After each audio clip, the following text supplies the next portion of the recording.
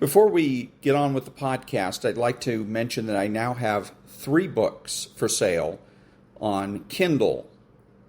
Recommended Reading for the True Conservative, Bad Democrat, and now Evil Liberal.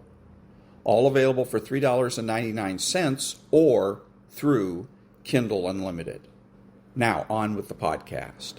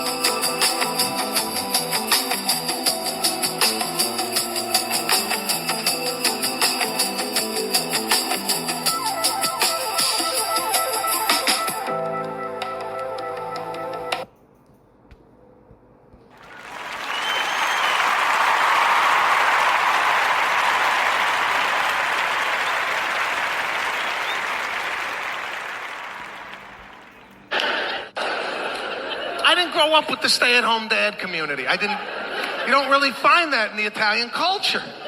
You rarely hear a woman go, no, Gino's at home with the kid. No, he doesn't work. He just watches Peppa Pig with the kid. That wasn't my father, I'll tell you that. He wasn't testing milk on his arm. No, you can give him the bottle. I think it's good. Dad was working 18 hours a day. I think I formally met my dad when I was 18 years old. He had a little break. He's like, hey, how you doing? I'm your father. I'm your father. Everything going okay? Puberty? Everything growing?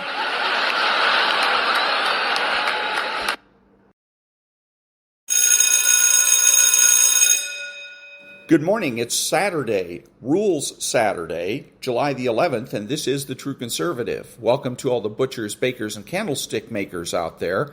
I'm Ron, your host, and the only true conservative in the United States today. So today, after the Serenity Prayer and the patriotic song of the day, we will have no free lunch and rules for retrogrades. All that and more when I get back.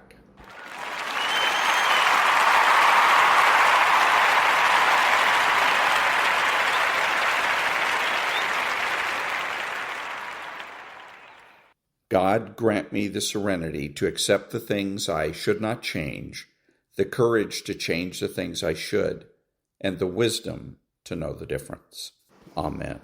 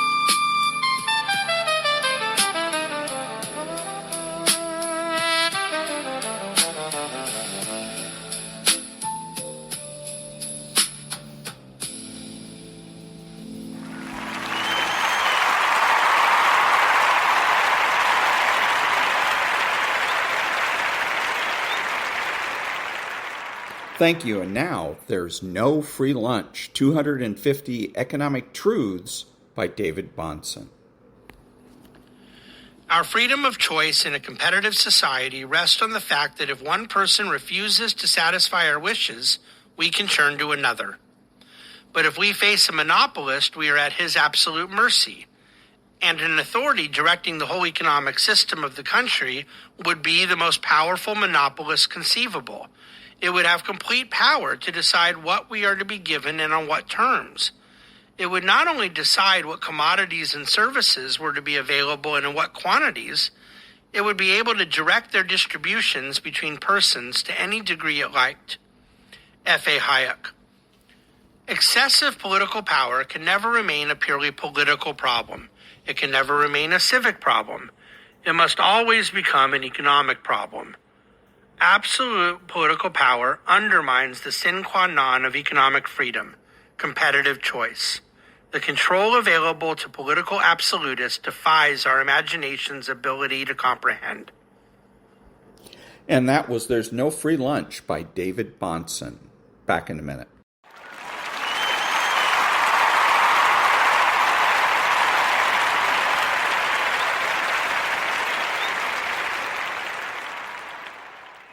Thank you. This internalized self-doubt reshapes the conservatives' identity. They begin to think small, speak less, fear conflict, and seek permission. They lose their natural confidence, their spontaneity, their spark, and they don't even realize it's happening. That's the genius of bad Democrat manipulation. It convinces the victim that the destruction is their own fault. The bad Democrat never has to raise their voice. They simply have to raise a question and let the conservative do the rest. Walking away is not cruelty, it's moral clarity. That distinction is essential to understand because the conservative, conditioned to equate respect with sacrifice, often interprets the act of leaving as an act of harm. They're deeply attuned to the image it presents. But that confusion, the belief that protecting yourself is somehow unjust, is the very distortion that keeps them trapped. The truth is, walking away from a bad Democrat isn't an act of aggression. It's a refusal to participate in a lie. The conservative has spent months, sometimes years, trying to fix what isn't broken in themselves. They've tried to explain, to compromise, to empathize even further with someone who never reciprocates. They've rewritten their values, swallowed their voice, minimized their hurt, all in the hope that this would inspire respect. But the bad Democrat doesn't see that as respectable. They see it as weakness. In their mind, your willingness to endure mistreatment proves that you deserve it. The more you stay, the less they respect you. The more you give, the less they value what is given. And so the conservative begins to diminish. Not all at once, but in a slow erosion. A chipping away of self-respect, of energy, of dignity. Each manipulation, each lie, each cold silence or calculated guilt trip drives another crack into the impasse core. They begin to see themselves not as worthy of respect, but as flawed, difficult, even broken. They internalize the bad Democrats' projections. They try harder to please, harder to adapt. They apologize for things that were never their fault, and in doing so, they move farther away from their authentic self. But something happens eventually.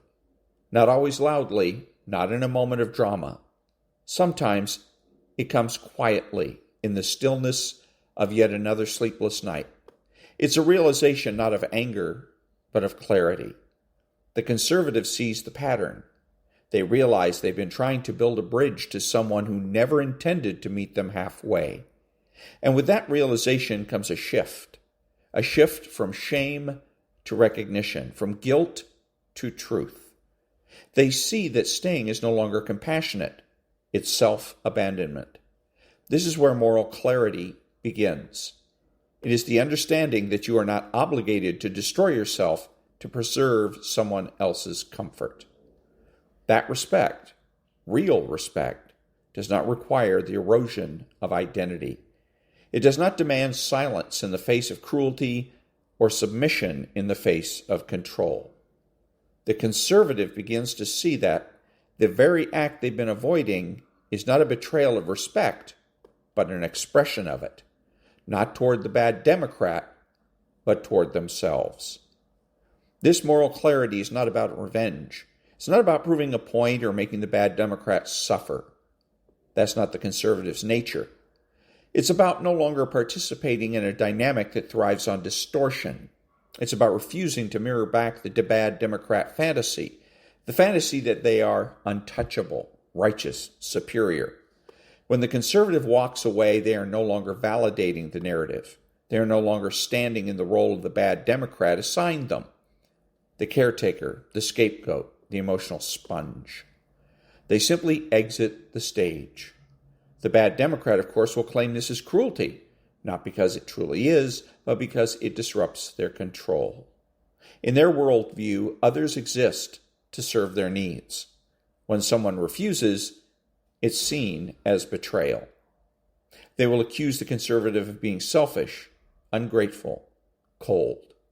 They may rage or sulk or plead, anything to regain control, but the reaction is not evidence of your wrongdoing. It is evidence of their dependence on your compliance. Walking away doesn't mean you stop caring. It means you stop enabling. It means you recognize that staying in a toxic dynamic doesn't garner cooperation. Back in a minute.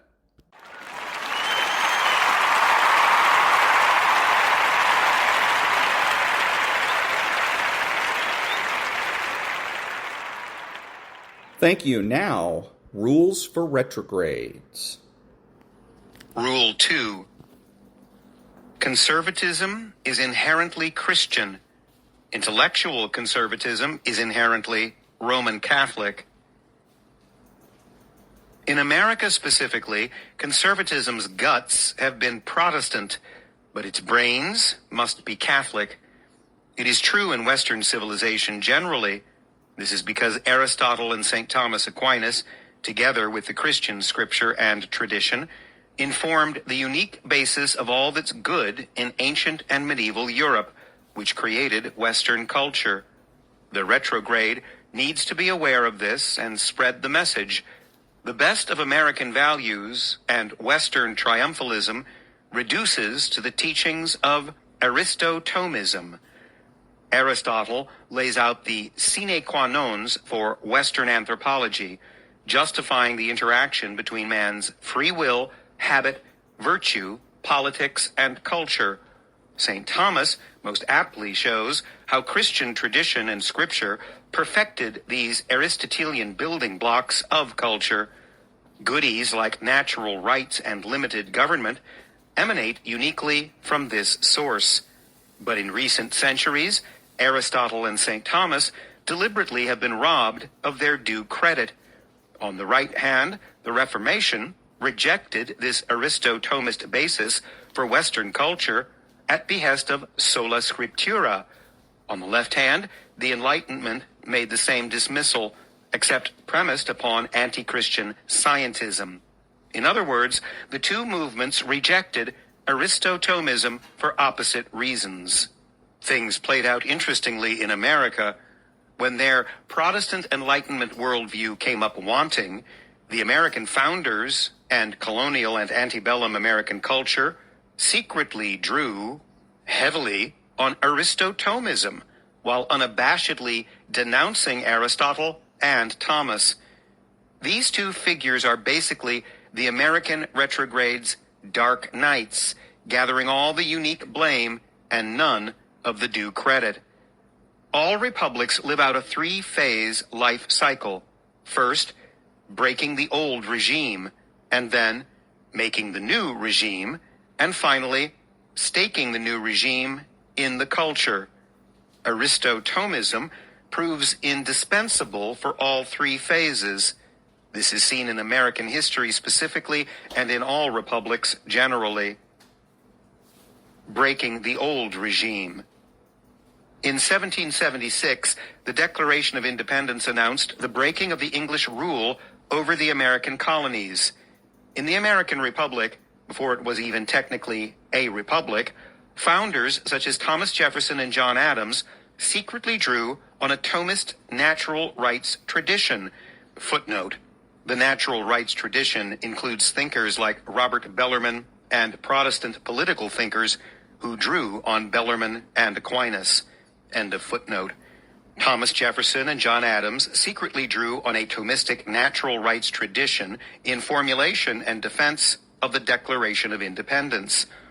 Although the young colonies were peopled by Protestants outwardly hostile to Thomism, the natural rights of the Declaration proved to be unimaginable and incoherent without Thomas Aquinas's arrangement thereof, making the new regime. In 1787 and 1788, the drafting and ratifying of the U.S. Constitution memorialized the making of the new American regime, premised upon the violations of American rights enumerated in the previous decade's Declaration. Framers of the U.S. Constitution, like James Madison, recognized that natural rights in republics were best secured by localism, a principle derived from the Catholic concept of subsidiarity. Once again, this Republican desideratum came from the overlooked or maligned lineage of classical thinkers such as Aristotle, Thomas Aquinas, Robert Bellarmine, the Spanish theologians of the school of Salamanca, and Montesquieu. Madison and the framers called the concept federalism, not subsidiarity, although it proves to be a simple Reformation Enlightenment reproduction thereof. Staking the new regime in the culture. All the American founders and framers agreed that a good new constitution accomplished nothing without implantation within a virtuous political culture. In other words, the real life of a republic is lived after its foundational documents have been ratified. The baton, as it were, needed to be passed from 1770s revolutionaries and 1780s constitutionalists to the everyday American of the 1790s and thereafter. Yet even within a Protestant citizenry, this required all the marks of a Catholic people: virtue ethics in the populace, a Christian humanism based upon a sacramental order, a family economy, and a science and technology sector based upon Aristotelian realism. All these elements of culture required a Thomistic view of the human person, even as the young republic technically rejected the church's insistence upon it. While ecumenical conservative values can be broadly construed as Christian without contradiction, now busted is the tired old myth about the congruity between Puritan political acumen, which denies outright the possibility of liberty and virtue, and American values. The more specifically one wants and labors to ascribe American values to Protestantism, the more vigorously he must be rebuffed. This task falls to the retrograde, as he disabuses misinformed Americans of their political and cultural misconceptions. He replaces Puritanism with Aristotomism as America's intellectual lodestar. Finally, the retrograde must understand that small government can't be accomplished within a morally pluralistic society or over large land masses. Small government requires small spaces with alert, active, virtuous, retrograde citizens prepared to organize themselves in an equal and opposite way to the demands of Saul Alinsky. And that was Rules for Retrogrades, 40 Tactics to Defeat the Radical Left by Timothy J. and David R. Gordon. Back in a minute.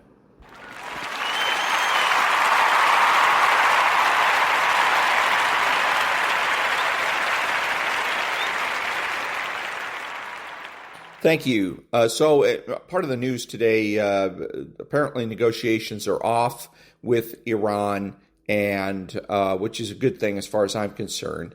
And the President of the United States had said that the Iranians are scum, was quoted on television as saying that they're scum.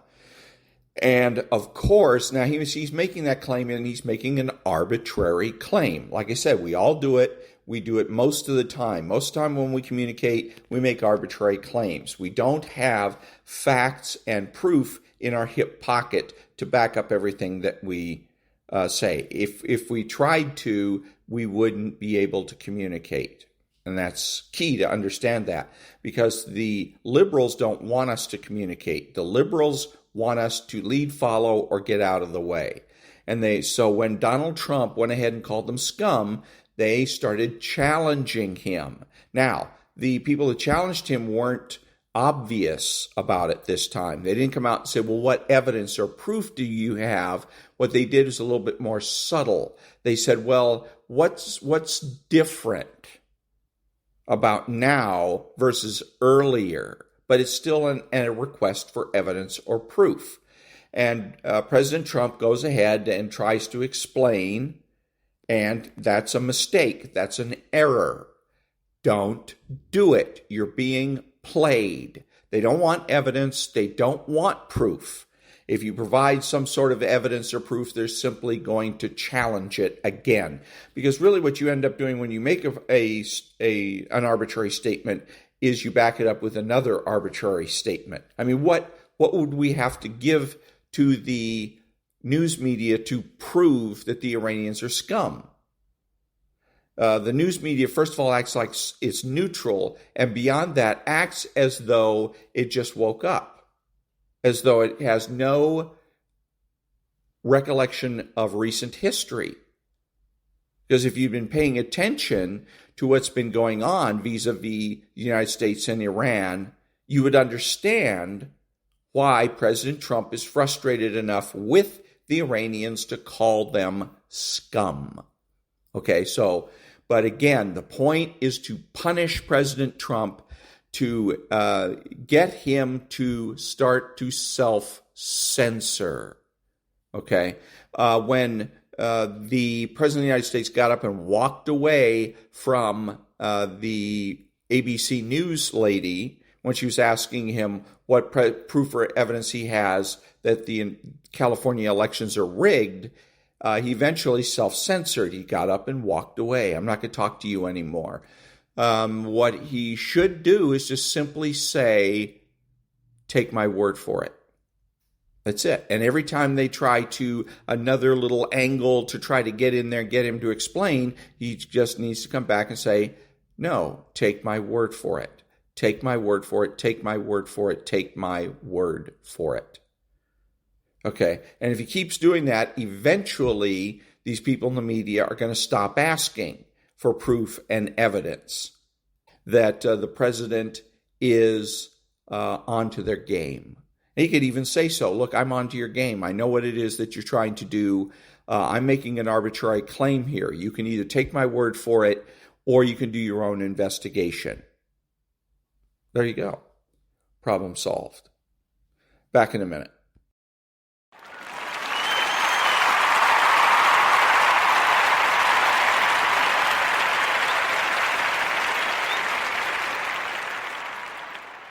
Thank you. So I was just listening to the radio, Vince, whatever his name is, on 790 KBC. Anyways, he says that he's talking about rape gangs in England and that the leaders are just too afraid.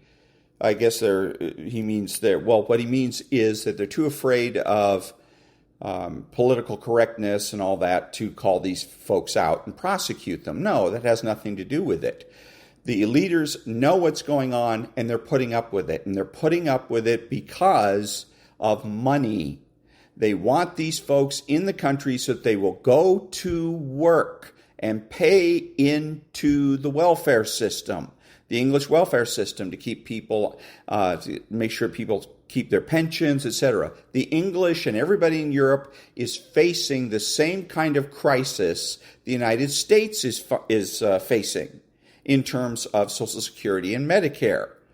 And so that's why they're flooding the country, not only flooding the country with immigrants, but refusing to deport them, refusing to listen to their own citizens who have valid complaints about these folks. They don't care because their only thought is keep the system afloat. Especially they have the health system I forget what it's called, British health system or whatever it's called, and that it's bloody expensive. They have to have people that are paying taxes in order to support that.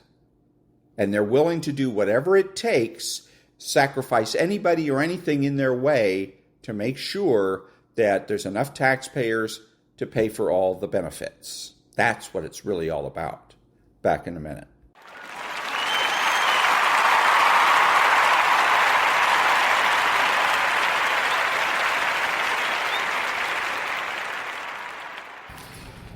Thank you. And now, Ukraine. In the war in Ukraine, much of the attention in recent years has naturally focused on drones and other unmanned systems. In the air, at sea, and increasingly on the ground, these autonomous and semi-autonomous systems have fundamentally changed the way the war is waged and represent its future. These unmanned weapon systems have inflicted unprecedented destruction on much heavier, more expensive systems like tanks and armored vehicles. And that's led to a growing number of voices suggesting that these traditional heavyweights of the battlefield are becoming obsolete. But if you ask the soldiers on the front line, they'll tell you at least one stalwart of 20th century warfare remains as important as ever: artillery. Artillery shells and rockets fired from multi-launch rocket systems, or MLRS, may not offer the end-to-end precision and maneuverability of FPV and heavier kamikaze drones, but they still cause huge damage to enemy forces on and just behind the front lines. And now, thanks to a Spanish innovation, Ukraine's basic MLRS system, the Grad BM-21, is being converted from firing dumb rounds into a launcher of precision-guided munitions. Here's how it works, and why it could make a massive difference on the battlefield. Spanish company EM&E has created precision guidance kits that increase the BM-21's rocket's accuracy from hundreds of yards down to just a few. The news of the introduction of these kits first emerged publicly at the Eurosatory 2026 Defense Expo at Parc d'Exposition de Villepinte in Paris, France. The 2026 edition was marked by a significant surge in Ukrainian participation, up from just 5 exhibitors in 2024 to over 80 companies 2 years later. Ukrainian firms showcase unmanned systems, electronic warfare solutions, and long-range strike capabilities. Firepoint, for example, presented its Freya anti-ballistic program and new long-range weaponry, while Thermo Projects Ukraine demonstrated mobile climate control systems for military vehicles. But it wasn't just new capabilities in unmanned systems and other ultra-high-tech systems on display. MLRS innovations were also high on the agenda. Lockheed Martin unveiled the HIMARS Flex, a modular evolution of its famous MLRS. The Flex features a dual-pod launcher that doubles ammunition capacity from 6 rockets to 12. Crucially, this variant can fire air defense interceptors, including Patriot PAC-3 missiles, alongside standard GMLRS and ATACMS, adding a layered missile defense capability to the strike platform.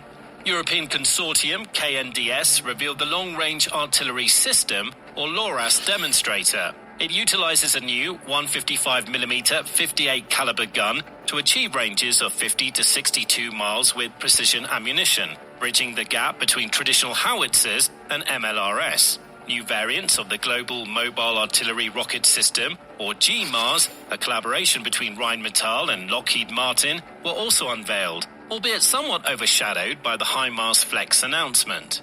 All of these systems will likely find their way into the service of Ukraine's armed forces over time. But in the meantime, it was another MLRS innovation unveiled at the Expo that's likely to make a much more immediate difference. In fact, it probably already is. According to EM&E, which is short for Escribano Mechanical and Engineering, over 11,000 of its guidance kits for BM-21 rockets have already been delivered to Ukraine since 2023, with tens of thousands more set to follow. Why is that potentially a game changer? Well, in a nutshell, the kits increase the accuracy of the rockets dramatically. According to the company, it's producing 2 types of guidance kits for Ukraine. The first uses satellite, or GNSS, and inertial, or INS, navigation. These kits reduce the circular error probable of BM-21 munitions from a baseline of 656 to 1,640 feet down to around just 49 feet. That's a massive difference, but it gets even better. A laser-guided variant was reportedly also developed at Ukraine's request, and it achieves an accuracy of less than 10 feet, even under active electronic warfare and jamming conditions. By the first quarter of 2026, 1,000 kits in this configuration had reportedly been delivered. The laser variant is somewhat longer than the GNS-SS INS version and features 4 independently controlled forward fins rather than 2. But both variants are universal, meaning they're compatible with all the various rockets that can be fired from the Grad. They also appear to be compatible with Ukraine's adaptations and modernizations of the system, which we'll discuss a little later on.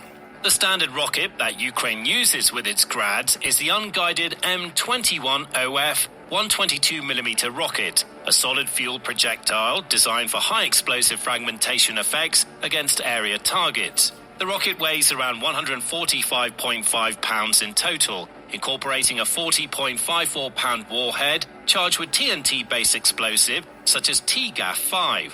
Launched from the system's pods, it achieves a muzzle velocity of around 2,264 feet per second, enabling a maximum range of around 12.5 miles. It's a particularly nasty munition. The M21OF warhead's internal scoring generates approximately 3,950 fragments weighing half a gram or more upon detonation, which disperse over a lethal radius of roughly 92 to 131 feet. So, these rockets are ideal for saturation fire for aerial denial and are particularly effective against exposed infantry concentrations and light vehicles lacking armor protection. The standard BM-21 features a 40-tube launcher and can discharge its full load in as little as 20 seconds, achieving an effective firing rate of approximately 120 rockets per minute per vehicle. In standard battery configurations that often involve multiple coordinated launches, hundreds or thousands of projectiles can be delivered in coordinated salvos, saturating target zones in areas exceeding 1,300 feet in diameter per launcher salvo. These barrages are a terrifying thing to face. They induce significant psychological disruption on top of the area denial, compelling enemy forces to seek cover and halt maneuvers for extended periods. The incoming rockets produce a characteristic screeching noise that heightens fear and disorientation, amplifying the non-lethal effects on troop morale and cohesion. Combined with a wide dispersal of high-explosive fragmentation warheads, this means a typical salvo can suppress enemy infantry or artillery batteries for 10 to 20 minutes by denying safe movement and forcing dispersal. This ability to provide immediate, high-density fire in attritional frontline conditions is why Grads continue to form the backbone of rocket artillery for both the Ukrainian and Russian sides, despite the rise of drones and counter-battery radars. But there have been a couple of long-standing issues, which the new kits help to resolve. The main drawback with the M21OF, also known as the 9M22U, is its limited accuracy. These unguided spin-stabilized projectiles follow a ballistic trajectory influenced by factors such as wind and launch angle, resulting in substantial dispersion that increases with distance. They're also somewhat limited in range, but that limitation has been reduced through the use of newer extended-range rockets, such as the 9M521 and the 9M522, which significantly increase the system's reach. These rockets feature improved aerodynamics and propellant, extending the effective range to anywhere from 18 to 28 miles. This allows Grads to strike deeper behind enemy lines on highways, increasing its exposure to aerial threats. That's a particular problem in the age of drones, because the forward cab for the driver and crew is unarmored, emphasizing the Grad's prioritization of simplicity and rapid deployment over protected operations. But for Ukraine, there's an even bigger issue with the Ural 375D. The chassis and spare parts are made in Russia. Relying on supplies from its enemy is obviously completely unfeasible. So ever since the early 2000s, Ukraine has been actively mounting its Grad launchers onto upgraded truck chassis. In particular, the Ukrainian-made Kraz 260 and its modern successors like the Kraz 6322. The advantages of using the Ukrainian chassis extend well beyond the procurement of parts. It's much more powerful for one thing. The Kraz 260 is powered by the YAM's 238L 14.9L V8 diesel engine, which produces 300 horsepower as compared to the 180 horsepower offered by the Ural 375D's ZIL 375 7-litre V8 petrol engine. The diesel engine also provides significantly better fuel economy, doubling the truck's operational range to around 620 miles. The more powerful Kraz engine maintains a superior power-to-weight ratio, improving acceleration and hill climbing ability when fully loaded with rockets. But the Kraz 260 also doubles the capacity to a 9-ton payload, allowing the addition of heavier modern equipment such as armored cabs, automated reloading systems, and extra ammunition storage. The Kraz chassis is specifically designed to integrate more easily with modern digital fire control systems, GPS navigation, and automated stabilization units, which reduce setup time by up to 4 times and improve accuracy. That's why since the early 2000s, Ukraine has been actively developing new variants of the Grad based on the Kraz chassis. These include the BM-21K, which features a modified double-cab Kraz 260 chassis with an improved fire control system. The Bastion 1 and Bastion 2 are also modernizations based on the Kraz 260 chassis, with the latter featuring storage space for an additional 40 missiles. There's also the Verba, a modernization based on a modified double-cab Kraz 6322 chassis with a digital fire control system. Ukraine has even developed a mini Grad that uses pipes from the original BM-21 Grad mounted on pickup trucks. These mini Grads fire 3 missiles in a row, as opposed to 10, albeit with greater accuracy. According to Ukrainian military analyst Alexander Musienko, there are 3 advantages in using mini Grads. Their extra mobility enables them to move fast. Units that have them can fire on a target without waiting to summon artillery from elsewhere, and they offer extra firepower for lightly armed infantry units. But the Ukrainian Grad innovations certainly don't stop there. In May 2026, the 50th Artillery Brigade showcased modernized BM-21 variant with brand new anti-drone protection.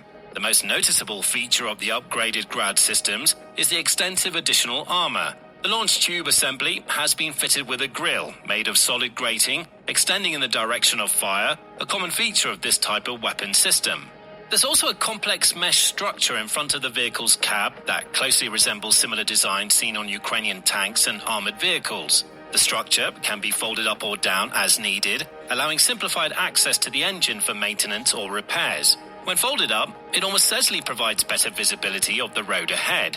Dome-shaped electronic warfare equipment has also been mounted on the top of the cab, a necessity on today's drone-saturated battlefields.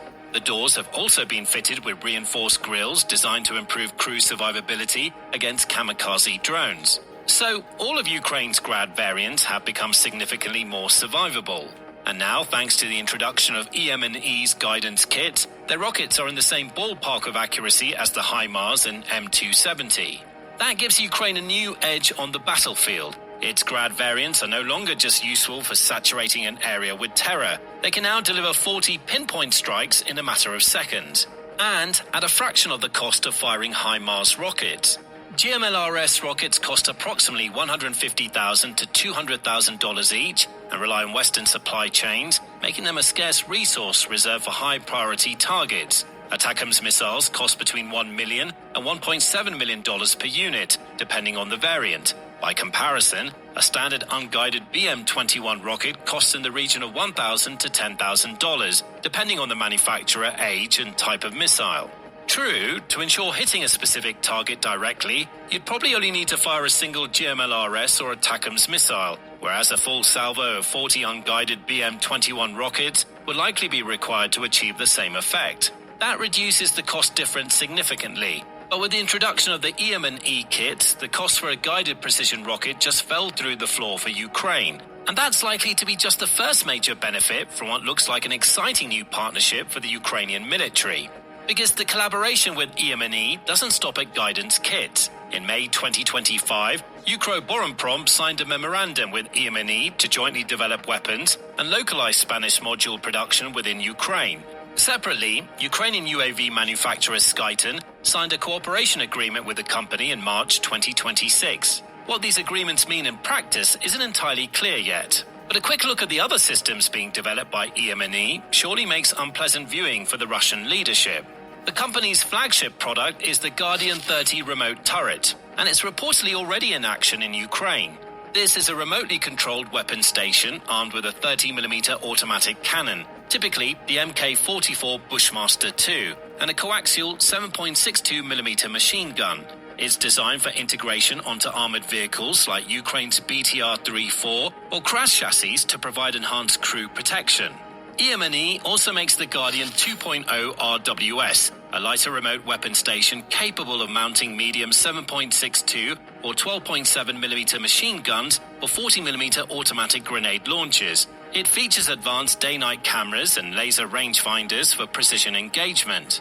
The company also produces specialized electronic warfare and kinetic systems designed to detect and neutralize drones. These include drone detection radars and jamming systems that can be integrated with their turrets or deployed as standalone static mobile units to protect forward operating bases. EM&E also provides advanced virtual training simulators for armored vehicle crews and artillery operators, enabling cost-effective training without live ammunition consumption. And that was Ukraine. Back in a moment.